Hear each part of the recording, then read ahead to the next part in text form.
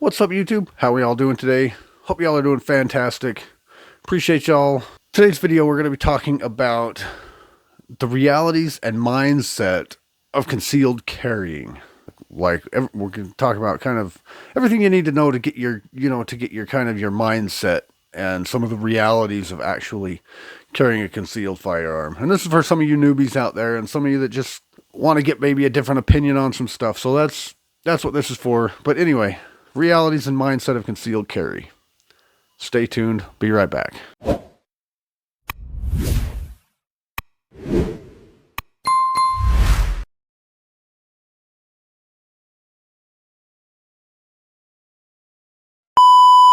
So the realities and mindset of concealed carry. Now, this is just an article I was reading. I got it from, where did I get this from? It's like concealednation.org. I read a lot of their articles. They come up on my Facebook page, my feed, and they have some pretty good stuff in there if you're ever interested in going and reading up on some of this. But they got some really good ideas, and I get a lot of the self-defense stories and stuff like that from them, and a couple other ones, but if you notice, I've got a lot of these. But anyway, credit where credit is due. I got this from concealednation.org. So you're more than welcome to go check that out or check them out. I'm not sponsored by them. They don't tell me to talk about them. I just, I'm using their article. I may as well give them the props.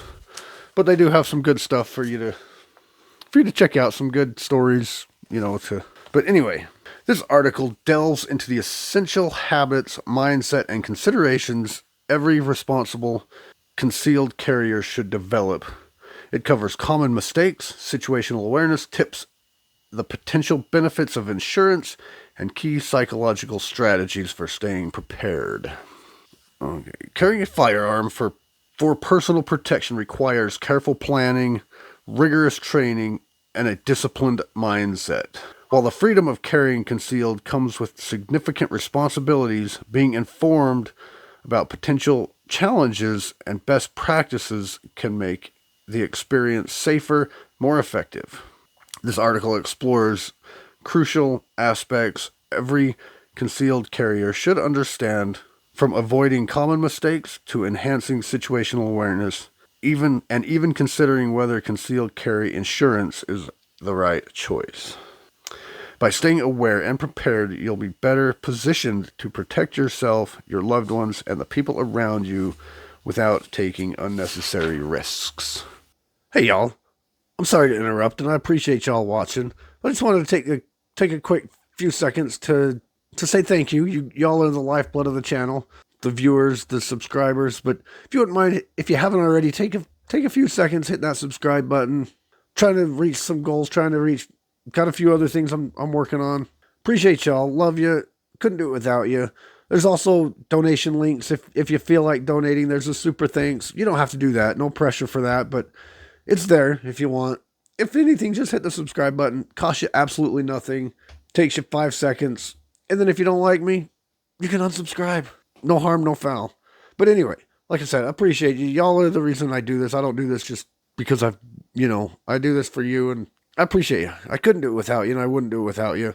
So if you wouldn't mind, if you haven't, hit that subscribe button, like the video, comment, the YouTube algorithmic stuff, I don't have to explain it. Just take that few seconds and hit the buttons, do the things, check out the links. I've got socials down below, links to other channels, links to whatever links there are. Just check them out, help me out, do whatever, help me out with a few pennies if you feel like it. If not, just hit the button.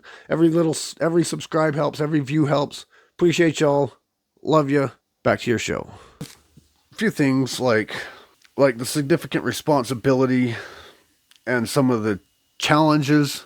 Because, carrying a gun takes a lot of responsibility to carry a gun. And some people, they think that just because they carry a gun that they can do whatever they want. They're invincible. They've got the, and some people, they tend to get trigger happy. They think that just because something is happening, they have the right to shoot, which in some cases, yes, they do, but there's some states that have like laws about, some have stand your ground, some don't. somehow. You got to know your state laws for sure. And this article, these guys have said many times in their articles, we're not attorneys. We're not giving you legal advice. We're just, you know, giving you another way of looking at stuff. So it's, but anyway, like, just because you have a gun doesn't mean you get to shoot somebody just for getting up in your face or whatever. You know, if you can retreat, you know, some states have that duty to retreat where you have to retreat first, and then if you have to shoot, you can shoot. But so, moving on to number 1 is avoid common concealed carry mistakes. One of the most critical aspects of concealed carry is understanding the mistakes that could compromise your safety or even lead to legal consequences. Some frequent errors include improper holster selection, failing to practice drawing your firearm, and neglecting ongoing training. See, there was about the holster, improper holster selection. That's kind of a big one. If you're going to conceal carry, you want to have a proper holster. First of all, you want to have a holster. There was an article I read the other day where he was walking around with an unholstered high point in his appendix carry, and it started to move a little, so he went down to readjust it, and it went off, and he shot him in his junk. You know, that's definitely something that you don't want to do. I mean, you got to have at least a holster, but also holster's choice is kind of important too. And practice drawing from your carry position. You know, just because you have it doesn't mean you're efficient with it. And that goes with ongoing training. Holster selection. Choosing the right holster is fundamental to both comfort and accessibility. Not all holsters are equal. Some are better suited for specific body types, clothing, or carrying method. For instance, appendix carry is popular for quick access, but may not be comfortable or feasible for everyone. Additionally, a holster that covers the trigger guard is essential to avoid negligent discharges. It's got to be able to cover your trigger for first of all, and getting it put in. You see some of these ads where it's just a little clip that kind of you drop it in, and it's just a little clip that drops into the trigger guard. It's like, what if you're not paying attention and you hit the trigger while you're reholstering? I don't agree with those. You know, just because it has that little clip that you put on it, and and then you just kind of just clip your gun so your whole gun is visible as access other than just the trigger. And it's like, if you're not paying close attention to when you put that back in, you could potentially pull that trigger. And it's like, yeah, no thanks. I'd rather have an actual holster. And not everybody is the same. Some people don't like appendix. Some people don't like 3 o'clock or 9 o'clock, or you got to practice, and you got to learn what's best for you, and avoid negligent discharges at all costs. And definitely use a holster. A holster is better than no holster. What's up? Sorry to interrupt your video, but I just wanted to show you this little thing that I've got. I wanted to kind of show you some of the equipment I use and some of the gear I use. I'm not sponsored by these guys at all. This is a SOG. It's the Tellus. It's a really good knife. It's fairly lightweight, and it's very, very sturdy. It stays sharp really well. Like I said, I'm not sponsored by these guys at all, nor am I affiliate with these guys. They're not paying me to say anything about this, but it's a very, very, very good knife. I use it a lot. I mean, you can tell I haven't used it a ton, but I've got my EDC knives. But it's a very quality, very sturdy knife. Comes with a Kydex sheath. The clip isn't the best, but just want to show you I am an Amazon affiliate to these. So if you do want one, I'll leave a link below to it. But again, I'm not affiliated by these, nor do I sell them or anything like that. I just leaving you a link to Amazon. If you want one, it's an excellent knife, and if you buy one off that link, you get a good, solid, budget-friendly knife, and you're helping me out with a few pennies. If you feel up for it. If not, that's cool. I just wanted to show you kind of some of the gear I use and give you the opportunity to buy it. I am poor man's preparedness, so I do stuff that doesn't cost so much. You know, this actually was in one of them subscription boxes like Tac Pack or something. So it actually, I mean, costed me whatever the box costed. But like I said, keep it short. There is a link below to an affiliate Amazon if you want one. Again, I'm not sponsored. They're not paying me anything to say this. They're not, you know, I don't sell these. I don't have a store that sells these or anything like that. Just an Amazon affiliate. If you buy one, you get a good quality knife at a reasonably decent price, and you're helping me out with a few pennies. So it's a win-win, you know. So anyway, appreciate you. Hit you back to your show now. Failing to practice drawing. Many concealed carriers underestimate the importance of practicing their draw. In an emergency, hesitation or a slow draw can be costly.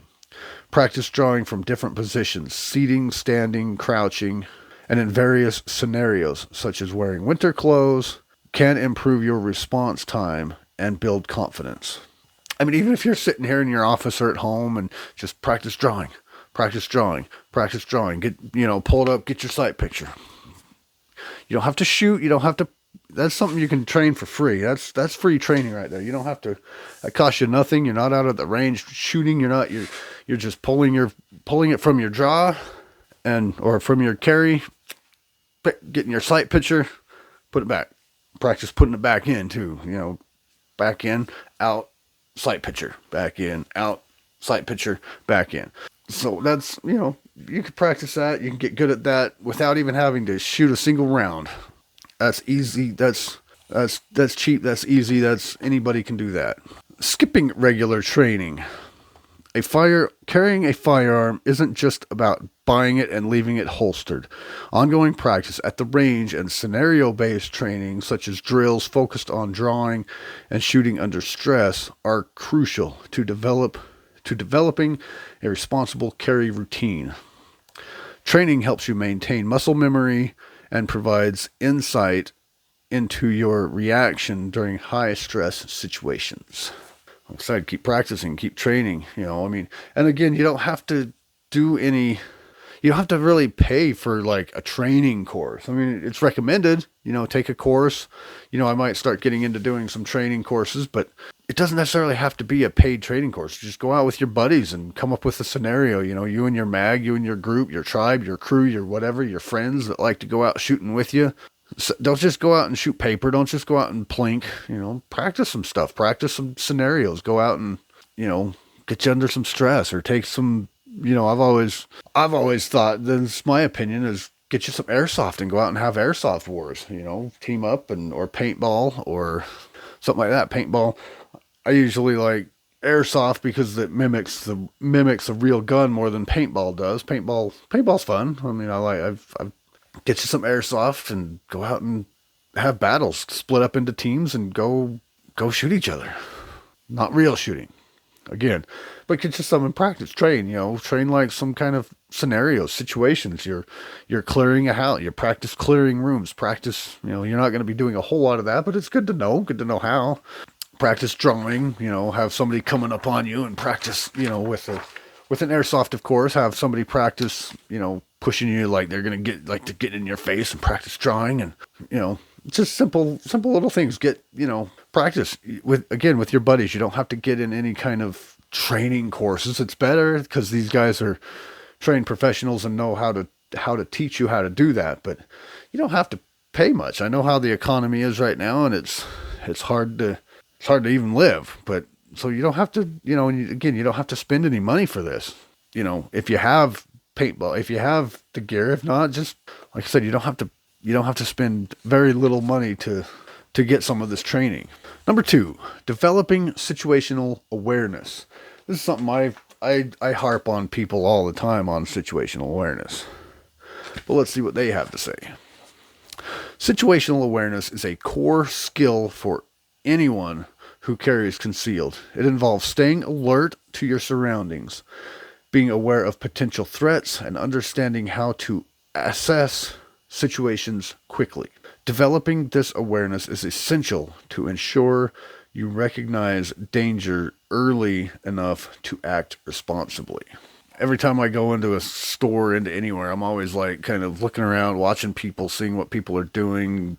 You know, some people I gain actual eye contact with, some I don't, but in a lot of cases I act like I don't know. I'll put in a headphone or something and listen to a podcast or something or a book, and I'll just one ear, and I'll pay attention, but they may not know I'm paying attention. That I may look like I'm zoned to the world just because I don't want them to think anything of me. So I just kind of like, whatever. And I just kind of keep my business, but I always know, and I'm always looking for ways out, for ways around, for hiding spots, for, cover. I'm always kind of focusing on that. And I'm always paying attention to what's, going on around me when I'm out and about, which I don't do very often anymore, but okay. Practicing mindful observation. Simple exercises can help develop situational awareness. For example, when entering a new environment, take a moment to observe exits, people, and objects that could potentially obstruct your escape route. Basically the same thing I just said, but just different. Keep an eye on things, your ways in, your ways out, your hiding spots, the people around you. If anybody looks suspicious, kind of keep tabs on that person. This practice helps you feel more in control and capable of responding effectively. Observing behavior cues.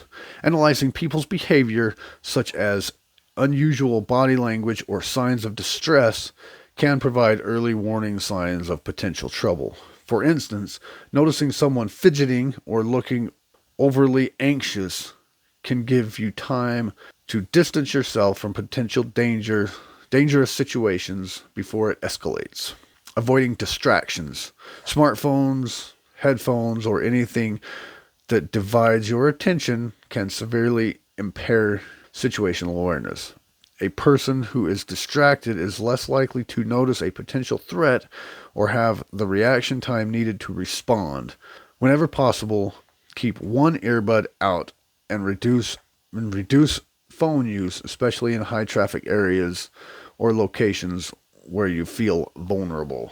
So that's what I said. I just keep one in, kind of make it look like you're kind of gray man, like you're not paying attention, and then when they try to get you, you're on it, and you don't have that worry. But because if you're looking around and they see you like you're just like looking at everything, then you might look like the threat. So keep an earbud in, make it look like you're not paying attention, but pay attention. Don't put them both in. Don't be staring down at your phone the whole time, because then you're not paying attention. But if you at least have an earbud in, looking around, looking down, then you're not the target. You're not the perceived threat. Because you can have situational awareness, be looking around, and you could look like the threat. You could be the one fidgeting or looking anxious or looking, so don't do that either. Don't appear to not be, what's the word? Looking around, or appear not to be the threat. 3, considering concealed carry insurance. Okay, I don't really have any myself. I used to have USCCA. I canceled that for economic reasons mostly, not necessarily because they're good or bad. Everybody has an opinion. Some people love USCCA, some people hate USCCA. I'm neutral. I didn't have a problem with them. I quit because of economical reasons. I couldn't afford it. I figured, why am I paying for this? It's something that I may never use, but may not hurt to, have it if when I can afford it again. It may or may not be USCCA. I don't know. We'll have to see when that time comes. Okay. Considering concealed carry insurance. One of the less discussed aspects of responsible concealed carry is insurance. Many carriers overlook the legal ramifications of a self-defense incident, but a defensive shooting could lead to court costs, attorney fees, or even civil suits. Concealed carry insurance provides financial protection in case you face legal challenges after a self-defense encounter. Understanding what insurance covers. Concealed carry insurance generally covers legal fees and attorney costs. Some policies also offer bail bond coverage, which can be beneficial if you're detained following a defensive incident. Understanding the specifics of coverage, such as whether a policy includes only criminal defense or also civil liability, is crucial. So you want to definitely make sure you're actually getting what you paid for, getting, what you need. Because like I said, like I've said before, like it said, there's also civil cases. It may be totally justified in court. You may have beat the criminal court system, but then the family could come after you. They could civilly for whatever, and then there's going to be more court fees, and it could be I did a thing about what happens after a shooting, what happens after the aftermath of a self-defense shooting. Did a video on that a little bit ago, and it talked a lot about that. There's civil cases, there's civil, courts. It's like an ongoing thing. You could be fighting legal battles for years and years, even if it's totally justified, even if it's totally been deemed, yes, this was fully 100% self-defense. You could still be fighting legal fees forever. Evaluating coverage options. With various options available, carriers should review what different policies offer. Some insurance providers offer 24/7 access to an attorney, while others may have caps on coverage amounts. Comparing policies and selecting one that meets your needs will provide greater peace of mind.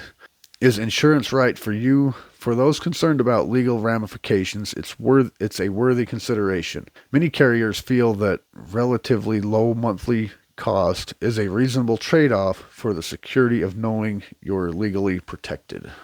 There's a couple of them that I know. There's attorneys on retainer, there's USCCA, there's probably some other ones too, but it just kind of depends, and like I said, everybody has an opinion on USCCA. Some you either hate them or you love them, or you're neutral, or there's some of these other ones.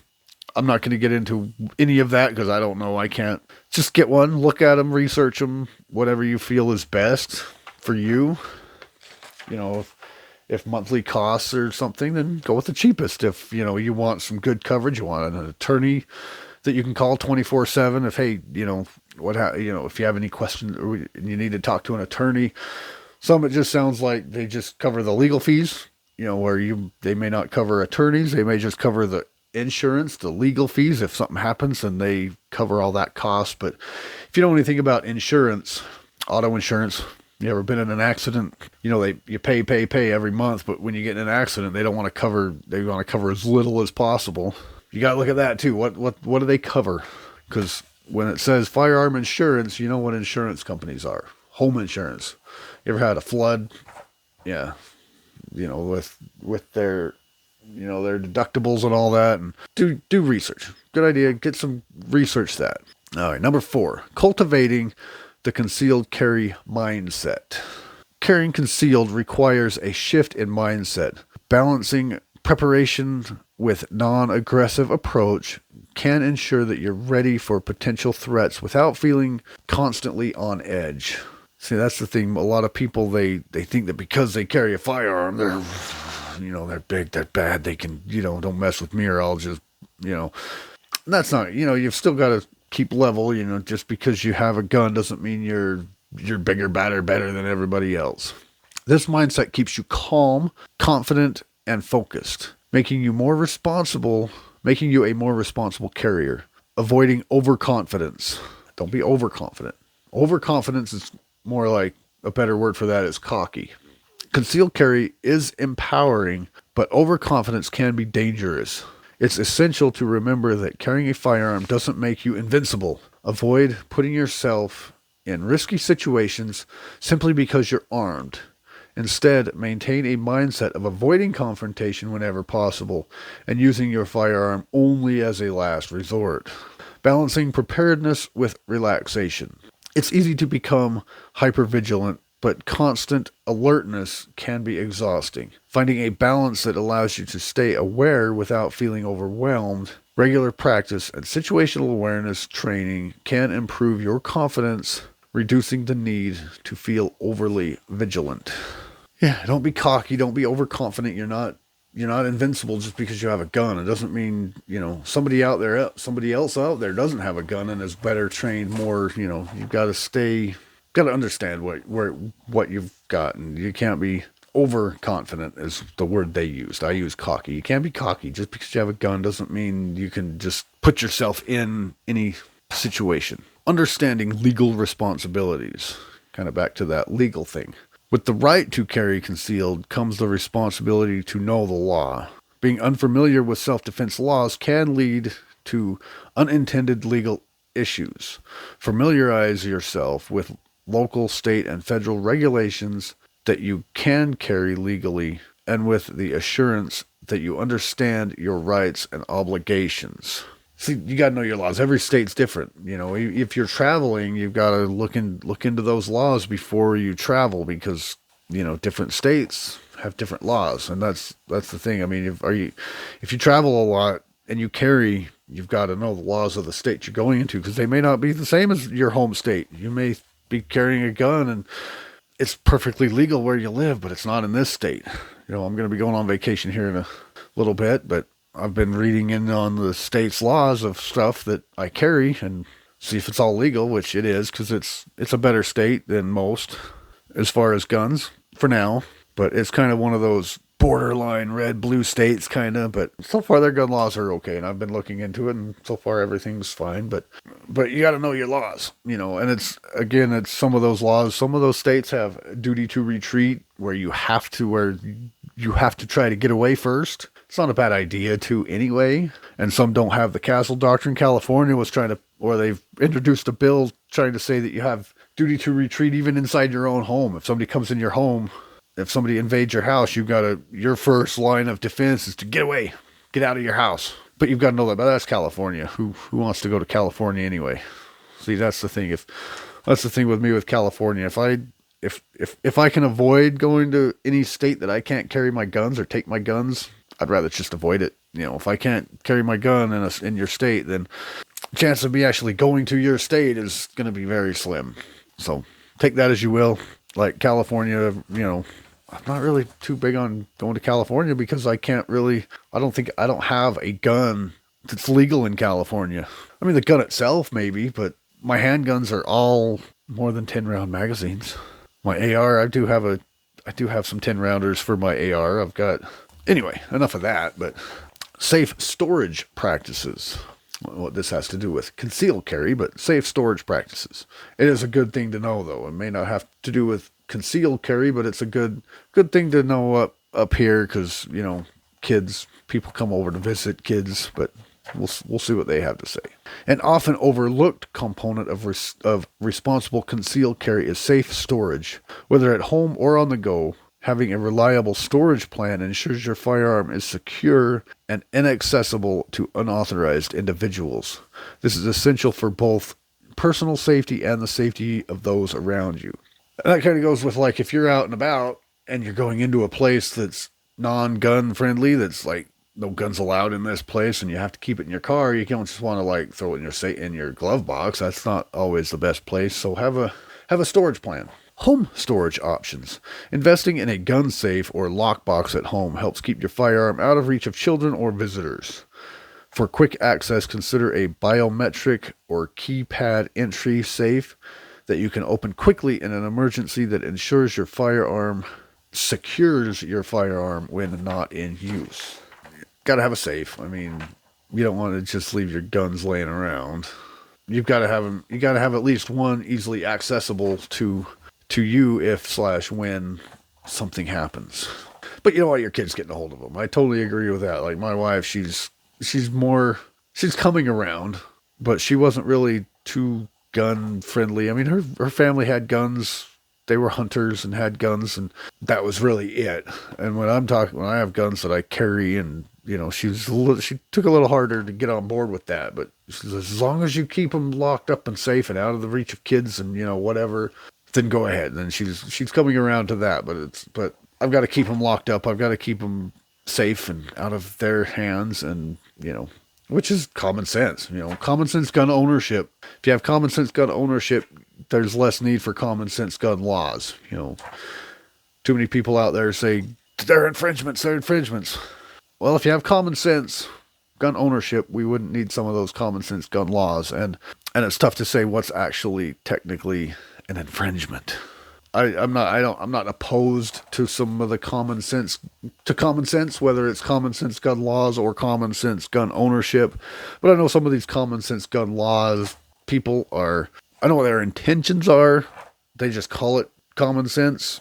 but it's really, you know, what their intentions are. But if you have like legit common sense, if you have legit common sense ownership, like carrying it in a holster, carrying it in a good holster, not keeping them out and about where kids can get a hold of them, that's common sense. Common sense ownership. You know, then they wouldn't have, because they're trying to, you know, a few years ago when Biden was still in, they were trying to come up with a law to force people to keep your guns locked up in safes. For one, how are they going to enforce that? And for two, why do they need a law? You should, if it's just you at your house, just you, that's different. You know, there's you're single, no kids, no, you know, but you still might have people come over to visit. You don't want guns all over the house, maybe. I don't know. Let's just have common sense and be responsible, and, you know, you do you. But don't give the rest of us a bad name because something just so happened to happen because you didn't have your guns locked up. Just saying. Okay, vehicle storage. For those who need to store their firearm temporarily in a vehicle, a quality lockbox is essential. Avoid leaving firearm unsecured in a glove compartment or center console, as these are among the first places thieves check. A mounted lockbox secured to the frame of your car provides additional security and ensures your firearm remains safe. On-the-go storage. When traveling, select a portable lockbox that complies with local laws for firearm transportation. Some models are TSA compliant, allowing you to travel with your firearm while ensuring it remains secure. In sum, being a responsible concealed carrier extends beyond simply owning and carrying a firearm.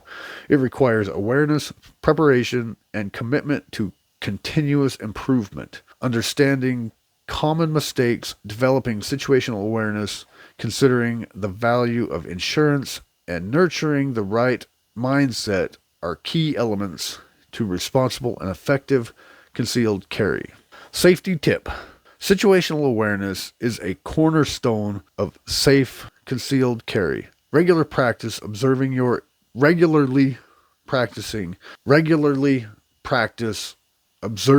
environment, understanding potential threats, and maintaining focus to respond quickly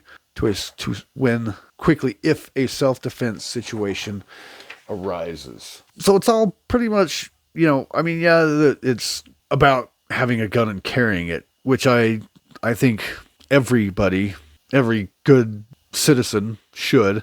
You know, obviously we want to try and keep the guns out of criminals' hands, and that's what they're supposedly trying to fight for, is keeping, you know, guns off the streets and out of kids' hands. But they think the wrong thing. They think if we just ban them, then that'll help.